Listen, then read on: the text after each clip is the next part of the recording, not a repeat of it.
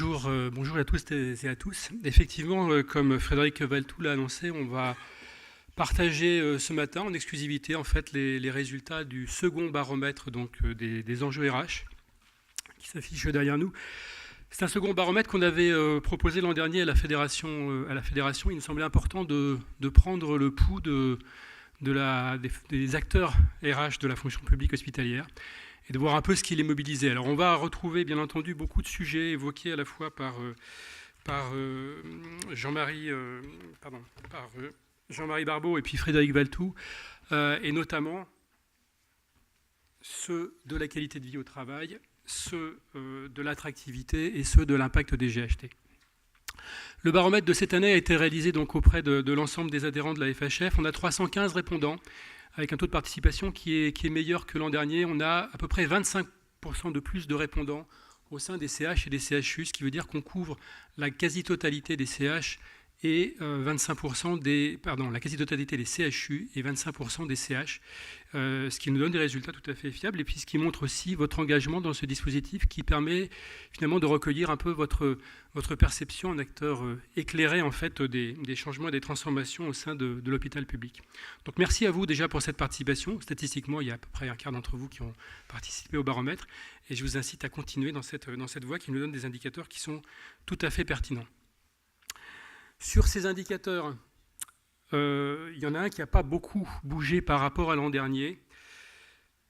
C'est qu'on a une fonction RH toujours sous contrainte, et de manière très forte, toujours très forte comme en 2016, très forte contrainte budgétaire pour 86% d'entre vous, même si elle a légèrement baissé voici de quelques points, elle reste quand même très forte et elle impacte énormément sur finalement l'action RH pour près de 9 répondants sur 10.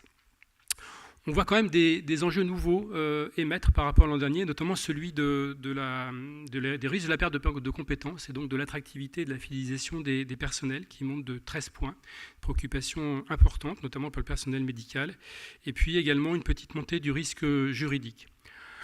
Ce poids des contraintes économiques et budgétaires, finalement, pèse également sur la confiance des DRH, sur votre confiance dans la santé économique des établissements.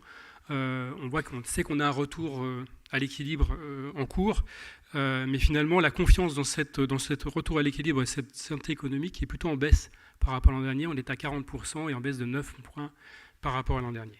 Donc une situation qui reste, de ce point de vue-là, toujours tendue. Un tout petit peu moins au sein des CHU où le résultat est un peu moins critique. Logiquement, et de manière finalement très logique par rapport à ces indicateurs-là, les premiers sujets de mobilisation portent toujours sur la maîtrise de la masse salariale pour 8 DRH sur 10. C'est un peu en baisse au sein des CHU, puisqu'on est plutôt à 62%, mais ça reste quand même le sujet principal, avec celui de la prévention et de la gestion de l'absentéisme. Et puis on retrouve deux sujets qui ont été abordés à l'instant, qui sont celui de l'organisation et de l'optimisation des organisations du travail et des conditions de travail de la QVT, qui mobilisent finalement même hauteur finalement, 30 et 31% les DRH, ainsi que le dialogue social, notamment pour ceux qui s'occupent du personnel non médical. Les résultats de ce baromètre soulignent toutefois finalement un dissensus fort entre les priorités quotidiennes qui vous sont imposées finalement par cette pression économique et puis le souhait de se mobiliser et en priorité sur un sujet réévoqué encore à l'instant, des conditions de travail pour 42% et de la QVT et de la réflexion sur l'optimisation des organisations du travail. Donc c'est les deux sujets sur lesquels vous souhaitez vous mobiliser en priorité, suivis par l'attractivité et la fidélisation et le développement des compétences managériales. Ça a été aussi évoqué, c'est un point crucial d'ailleurs dans l'amélioration et des conditions de travail et de l'organisation du travail et à terme de la prévention de l'absentéisme. Et puis un point également qui émerge aussi dans vos souhaits de mobilisation sur la gestion prévisionnelle des métiers et des compétences. Sur ces éléments-là, on retrouve finalement, quel que soit le type d'établissement, on retrouve les mêmes besoins, les mêmes envies, qu'on soit en CH, en CHU, dans un grand établissement, dans un petit établissement. Tout le monde est assez... tous les avis sont assez cohérents sur ce dispositif. Alors dans ce contexte, on retrouve des professionnels qui ont été fortement mis à l'épreuve, mais qui restent toujours engagés. sur un fonds d'engagement très fort, et ça a été rappelé aussi ce matin, d'engagement dans les valeurs du service public. 80% des DRH estiment que les personnels sont engagés à 80%. On retrouve des conditions d'exercice qui se dégradent pour le personnel non médical, pour 39% des DRH interrogés, et des situations d'insécurité en augmentation pour 61%, c'est plus qu'en 2016. Ces deux éléments étant un peu moins présents au sein des CHU, notamment sur la partie des conditions d'insécurité qui sont plutôt un peu plus faibles et plutôt en baisse par rapport à l'an dernier. Les établissements les plus touchés sur les conditions d'insécurité étant les établissements de 500 à 2000 personnes, avec une augmentation et un taux d'augmentation évoqué par les DRH de 66%. On retrouve un climat social qui, même s'il est tendu dans certains endroits, reste finalement globalement bon. On est à 77% d'opinion positive sur ce sujet-là. C'est ce qu'on mesure également aussi dans les baromètres internes, ce qui n'empêche pas d'avoir des blocages sur un certain nombre d'établissements, et notamment au sein des CHU où le climat social est nettement plus tendu et l'indicateur est beaucoup moins bon et plutôt en baisse par rapport à l'an dernier. Ces éléments-là sont finalement à mettre en perspective avec un engagement des professionnels qui reste extraordinairement fort, 97%, vu des DRH, mais vu également sur le terrain. Quand on mène des baromètres internes dans vos établissements, on retrouve un attachement au métier extrêmement fort, à la fois déclaré et calculé sur l'opinion des agents, moins vis-à-vis de l'établissement, et de plus en plus de distance d'ailleurs vis-à-vis de l'établissement, notamment quand on est CHU, mais on retrouve finalement ces oppositions entre à la fois des conditions d'exercice qui se dégradent, un attachement et une volonté d'être engagé dans le métier très forte, et finalement peu de moyens de reconnaissance pour reconnaître cet engagement. C'est ce que vous dites. Un quart d'entre vous estime disposer de moyens de reconnaissance, et ces moyens de reconnaissance finalement portent à la fois sur la formation et l'entretien annuel pour le personnel non médical, pour le personnel médical sur la participation institutionnelle, et puis la reconnaissance et la valorisation des communications médicales, et puis de manière mais beaucoup plus modérée sur les promotions et sur les primes. On sait que la marge de manœuvre est très faible là-dessus. Et il y a des enjeux très forts de reconnaissance, je veux dire, mécanique et technique, et puis reconnaissance humaine aussi, et notamment le feedback, on le retrouve également dans nos baromètres internes. Alors on l'a vu, et ça a été dit, l'engagement vers des établissements sur la qualité de vie au travail est clair. C'est un point important, c'est un enjeu hyper important pour vos établissements. 3/4 d'entre vous ont engagé une démarche qualité de vie au travail au sein des établissements, avec plus ou moins d'avancées. Les états des lieux ont été réalisés là aussi dans 3/4 des établissements qui avaient eux-mêmes engagé une démarche, donc on tombe sur un taux un peu plus faible. Et vous voyez qu'on est encore au début, puisque la moitié des établissements ont déjà réalisé cet état des lieux, et l'équart des établissements est en train de réaliser cet état des lieux. Donc on part déjà du constat. Et pour le personnel médical, un quart des établissements se sont dotés d'une instance nouvelle en charge de la qualité de vie au travail. Instance nouvelle qui est du coup présente dans la moitié des CHU, un quart des CH et la moitié des CHU, et avec des avancées quand même sur le décret notamment du temps de travail des internes, où 84% des répondants déclarent l'appliquer en totalité ou en partie, avec une amélioration de 10 points par rapport à l'an dernier, de même que sur la charte du temps de travail médical, donc pour les personnels médicaux, avec 41% des répondants qui déclarent effectivement avoir formalisé cette charte. C'est nettement plus que l'an dernier, et c'est un peu plus formalisé au sein des CHU pour la moitié des CHU. En termes de contenu finalement et d'action de cet engagement sur la qualité de vie au travail, il y a 3 éléments très forts qui apparaissent. Le premier, c'est la réflexion sur l'organisation du travail. Et quand on dit réflexion, c'est réflexion avec les équipes. Ce n'est pas uniquement décision d'en haut, c'est aussi réflexion et co-construction, association aux décisions d'organisation du travail qui sont prises.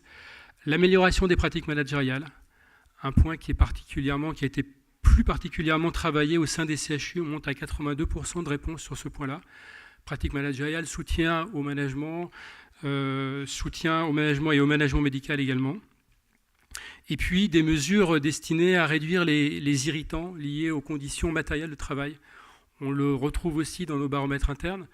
Souvent 80% ou 90% du travail et des besoins sont couverts, mais les 10%, les 10 derniers pourcents, ceux qui sont les plus difficiles à atteindre, vous perturbent la vie quotidienne et vous empêchent de faire votre métier de soignant ou d'aide-soignant ou de médecin.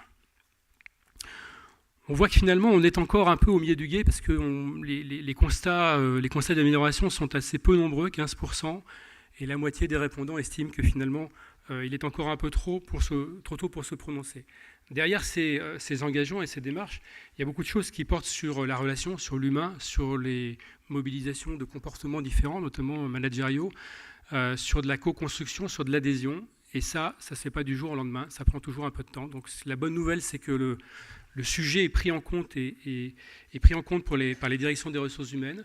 Maintenant, il faut voir comment les effets se font ressentir au niveau des équipes. Autre point abordé, un point qui vous a mobilisé aussi cette année, les GHT, avec du coup un impact plutôt positif. Quand on avait posé la question l'an dernier, on était au lancement, hein, c'était au mois de mai l'an dernier, donc les GHT étaient en constitution. Un an après, on voit qu'on a plus de la moitié des responsables RH qui estiment que ces GHT vont améliorer la qualité de la prise en charge des patients. Vous allez me dire, ce n'est pas forcément assez. C'est 70% quand même dans les établissements support d'un GHT, donc ils en sont un peu plus convaincus. C'est vécu plutôt comme une opportunité pour une majeure partie des établissements, 68%. Là aussi, un peu plus fort au sein des établissements support de GHT. On est à 75% et on monte à près de 90% pour les CHU, donc une opportunité pour ces établissements. Et puis en matière de perspective de gestion des ressources humaines, là aussi on voit des grandes avancées. On était au début l'an dernier, hein, on avait un sentiment assez positif, et là on a gagné 20 points sur cette perception d'avoir des choses qui s'améliorent en termes de formation, de mobilité ou d'évolution professionnelle. Donc on a une fonction et des acteurs RH plutôt dans une dynamique positive par rapport à ces GHT. Un constat cependant des attentes, cette dynamique du GHT semble finalement assez peu partagée avec les agents, très peu d'appropriation pour les 3/4 d'entre vous, et un manque d'accompagnement des établissements en fait, sur la mise en place des GHT. Et notamment, on avait quelques indicateurs dans le baromètre sur tout ce qui concernait le travail des collaborateurs sur plusieurs établissements, à la fois en personnel médical et en DAM, avec des attentes assez fortes sur le sujet. Et puis, autre constat quand même, alors là, un peu moins positif sur les GHT. On voit que finalement, les GHT ne constituent pas pour l'instant encore d'échelon de définition des politiques RH. On voit qu'il y a peu de projets sociaux qui ont été réalisés ou en cours au sein des GHT. C'est vrai que c'était nouveau alors qu'ils étaient prévus dans nombre de conventions constitutives. Donc il reste encore des choses à faire sur le sujet. Et puis des conférences territoriales qui n'ont pas été encore conduites dans 23%. Pour 23% des répondants. Pour un quart des répondants, il y en a de prévus pour le second semestre, donc les choses avancent, mais on est encore un peu en retard sur ces éléments-là. Et puis un constat des professionnels sur finalement le manque d'homogénéité des pratiques entre les établissements, en travaillant depuis un an sur ces sujets-là, avec des enjeux assez forts d'harmonisation des pratiques, sur la rémunération des personnels médicaux, sur le temps de travail, le protocole RTT, sur le recrutement des praticiens contractuels ou encore sur la formation. Donc ça met à jour, même si effectivement vous êtes dans des mêmes contraintes ou dans les mêmes types d'organisation, ça met à jour finalement des pratiques qui sont assez différentes d'un établissement à l'autre, avec l'enjeu de les mettre en ligne et de les aligner. Dernier point, celui de l'attractivité médicale. On vous a posé la question finalement sur l'ensemble des mesures proposées par le plan ministériel. Qu'est-ce qui vous semblait le plus pertinent à la fois en termes d'attractivité pour le personnel médical et puis en termes d'efficience pour l'établissement? Et on a un consensus assez fort sur la prime d'exercice territorial. Pour 52% d'entre vous, elle est attractive pour le personnel médical, un petit peu moins que la prime d'engagement de carrière hospitalière, mais avant ce qui était proposé en matière d'harmonisation des droits sociaux et d'exercice en début de carrière. Et en termes d'efficience pour les établissements, elle arrive en tête en fait, des mesures proposées avant l'homogénéisation de la rémunération des temps de travail additionnels et des astreintes dans le cadre d'un GHT, ou avant la prime d'engagement de carrière hospitalière. Donc probablement, ça semble une piste intéressante à travailler. Donc voilà les grands éléments qui ont été émis dans ce baromètre. On vous avait quand même posé des questions à la fin de ce baromètre sur votre situation à vous, acteur RH, savoir un peu comment vous étiez dans ce contexte-là. On retrouve les mêmes enseignements sur les premiers points, une fonction RH qui est considérée comme stratégique pour un peu plus de la moitié d'entre vous, un peu moins au sein des CHU, où probablement on a des enjeux de gestion un peu plus forts. Mais une réalité de terrain finalement qui est assez équilibrée et qui tendrait plutôt vers de la gestion. Vous voyez que la tendance, même si elle est minime de 4 points, elle est plutôt vers une tendance à être plus amenée dans son quotidien à être mobilisée sur de la gestion. Et puis on vous retrouve finalement toujours aussi inquiet finalement sur le rythme des réorganisations pour plus de la moitié d'entre vous. Ça n'a pas bougé.